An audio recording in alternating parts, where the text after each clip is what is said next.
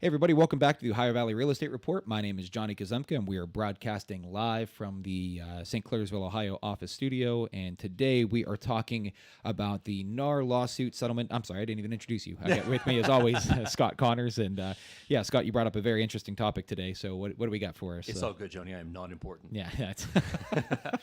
So the NAR settlement has been all over the news lately. We're starting to get a lot of questions from clients. So we thought it would make sense to kind of break it down from those of us in the trenches, talk about what does this actually mean to you, the buying and selling public.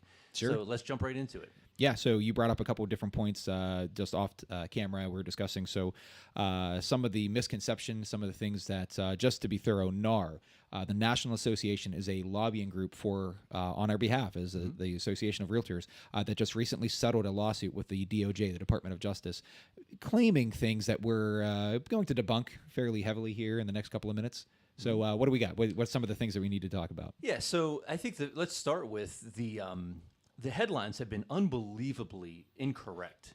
Like, I can't even say misleading. They're just flat out wrong. So you're telling me that the news would actually get something wrong? It's true. It's true. So here, let's load them up and see what we got here. Yeah, so pull up some of the recent stuff. This just, you do a Google search for NAR settlement, and this is what comes up.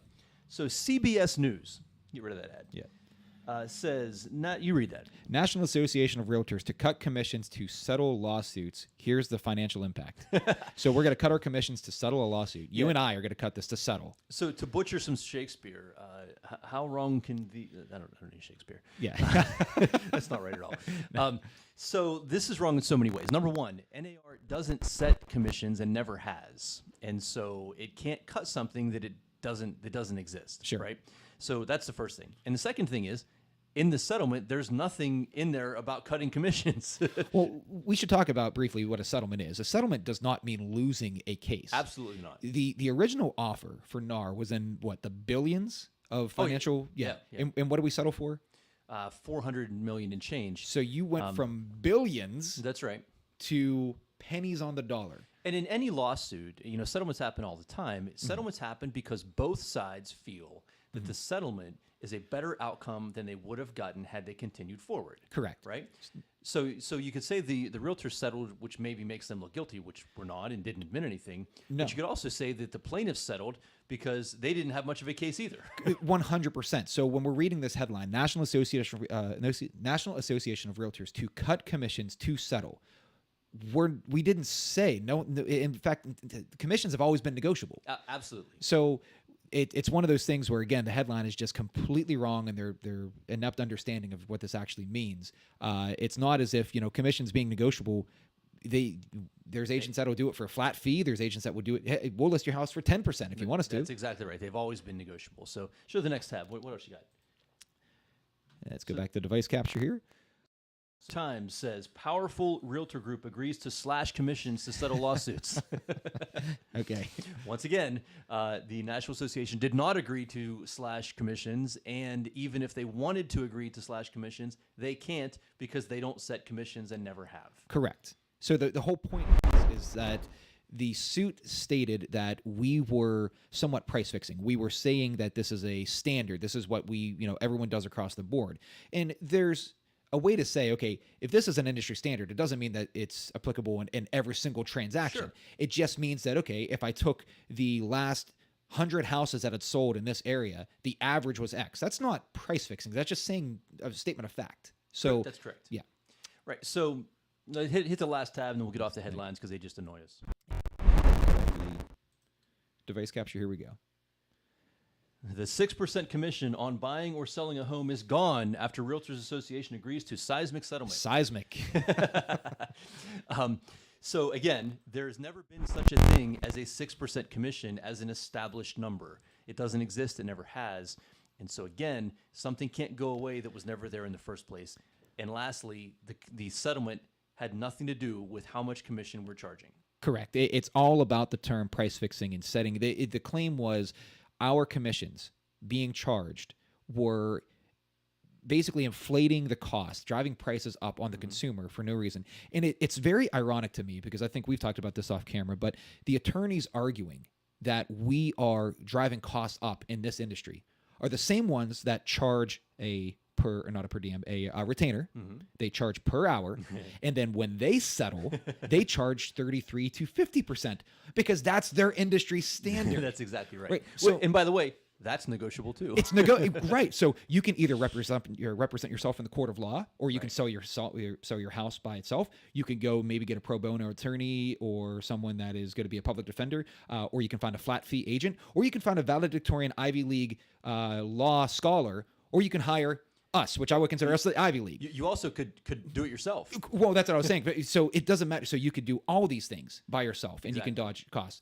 It's almost as if they're saying, okay, well, when's the next lawsuit going to be? Well, the cost of these attorneys are driving this up. The cost of these, my administration fees for recent surgery were higher than the surgery itself. When's the next lawsuit going to be about the doctors being sued? You can just it was a cash grab. It really was a cash grab. So now that we know that most of the reporting is incorrect. So what really did change? Talk about from the seller's perspective. When you go to list your home now, how's that conversation going to be different than what it was, pre-settlement? Sure. So in my mind, it's basically all about representation. Okay, how you define representation. So buyers have always had, well, not always, but you have buyer's agents, you have seller's agents. Now it's a clear-cut path of saying the buyer is now going to be represented by this agent using other contractual terms, buyer broker's agreement. I'll let you fill in the blanks here. But it's just a different way of doing exactly what we did yesterday or the year before or 10 years ago. We're just defining it differently.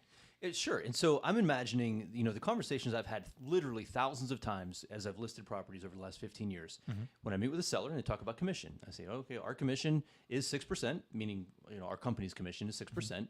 And, we're going to share that with any buyer's agents who bring us a buyer. Correct. And typically, depending on the market, that's either a 50-50 split or a 60-40 split. But I say to my sellers, you're going to pay us, we're going to share that with the buyer's agent. The new conversation goes something like this. The commission typically is 6%, and we're going to share that with the buyer's agent. Yep. And so, we recommend that you make your listing side 3%, buying side 3%, or some other split. The money's the same. The numbers are the same. It's a slight difference in terminology. But, total transparency, which we've always had. Correct. And, the agents involved are going to want to get paid. We work hard for our money, and we do a great service for our clients. So a lot of the headlines and the rumors it's been much ado about nothing. It Correct. really hasn't been that much that has changed here. No, not at all. And like I said, when dealing as a buyer's agent, all right, a lot of times people don't necessarily even understand what agents do anymore. And let me put this to put this to rest.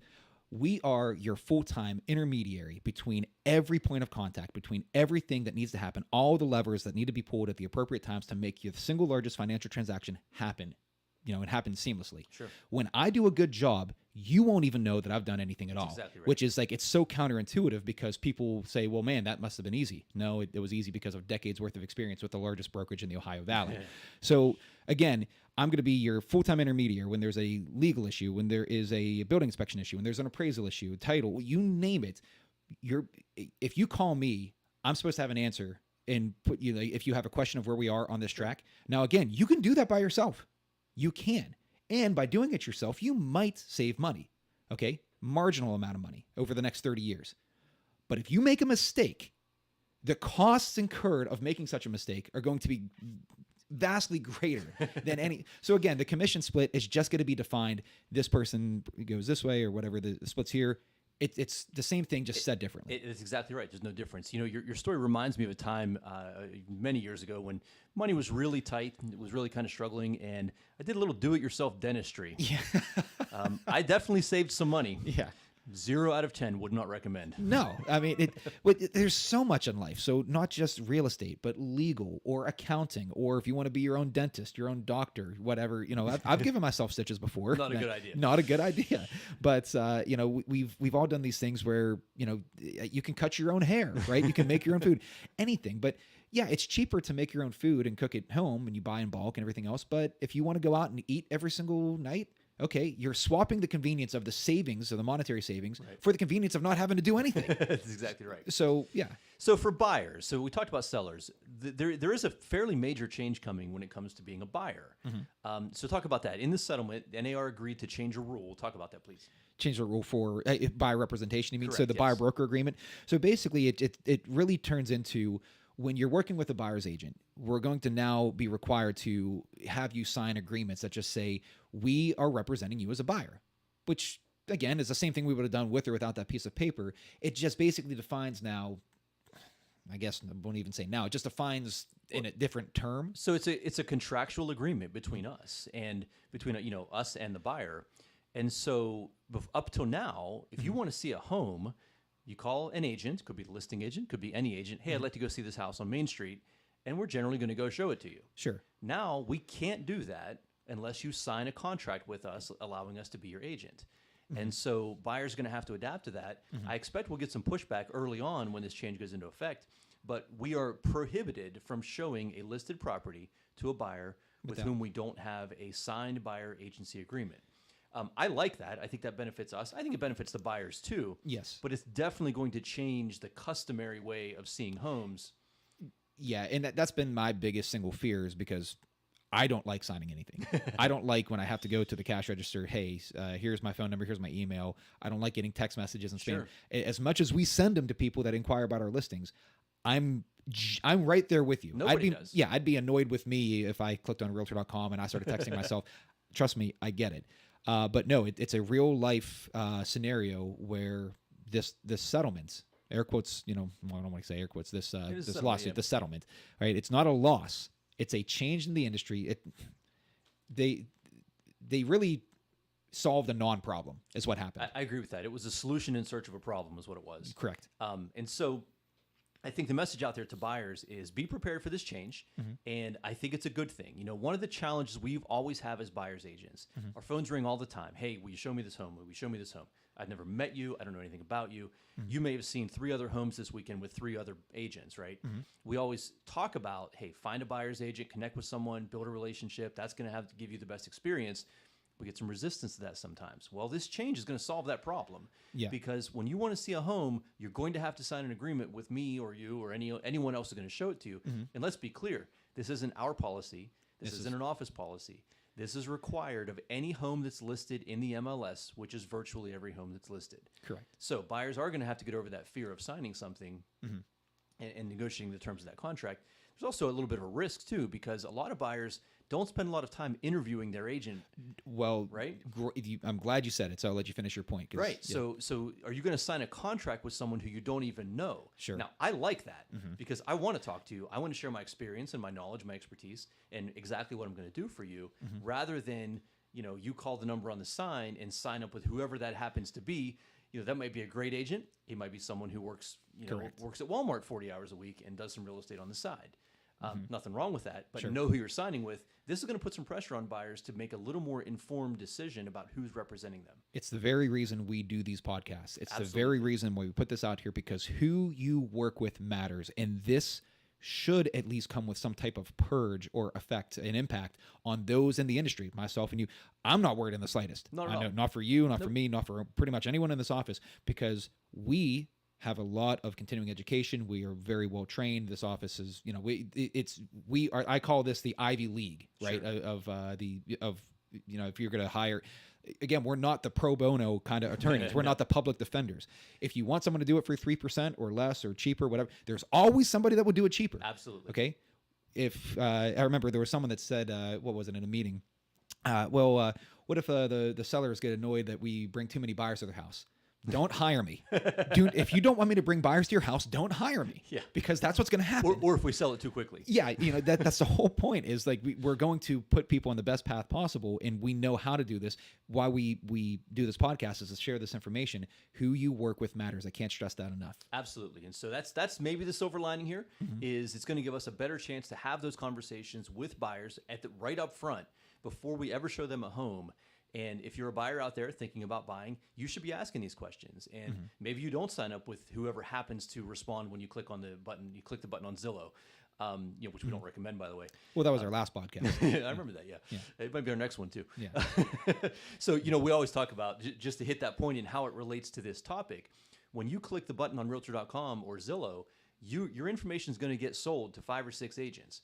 If you go see that home with the first one who calls you back, who's representing you here? Is it really the right person? Are you getting the right level of expertise, the right level of service? It's such a strange phenomenon that I cannot explain, where if you were looking for accountants or a dentist, you mentioned dentistry, a doctor, an attorney, you don't just go with the first name in the yellow book or the yellow pages or whatever. You don't just go with the first. You usually vet them with some type of review, whatever. It's all these things. When it comes to real estate, most people just call the number on the side. So I really hope that does have some kind of an undoing effect with that style of how things have been done for the last 10 years. Yep. Again, if you're watching this as a buyer, I cannot stress to you enough, who you work with matters, because when problems come up, and trust me, they will, you need to have someone on your side who knows how to solve them. Yep, absolutely. And so we're very proud to work for a brokerage that's been here for 57 years. Between the two of us, we've had almost 2,000 closings. Yeah. We have the experience, we have the knowledge. Look at our reviews, talk to our clients, interview us, put us under the microscope, please. And it's not just that. We are 100% full-time indentured servitude to this career. We take this seriously as anybody else, as anything that you could possibly imagine. I lean into every little aspect of my business, of our business, to make sure that when changes like this come up, if you were to ask 10 agents about the NAR settlement, I would put us in the same room. I'd imagine that we have more knowledge about it than, and again, it's not saying that I don't want to speak ill of anyone else, but I know me and you, when it comes down to this stuff, we were so heavily invested into this. It's not just even, it's an obsession, not just a want. We need to know what's happening. We absolutely love what we do. Sure. And we lean into this stuff. So anything else you want to add? No, I think it's about good. We'll try to do another one next week. Maybe we'll talk more about Zillow. I know that we have Jessica Richards that wants to come on the podcast next week. We have a couple other ones that are going to be coming out. So cool. Keep a open eye, and yeah, we'll see you guys next time. Take care. Thanks.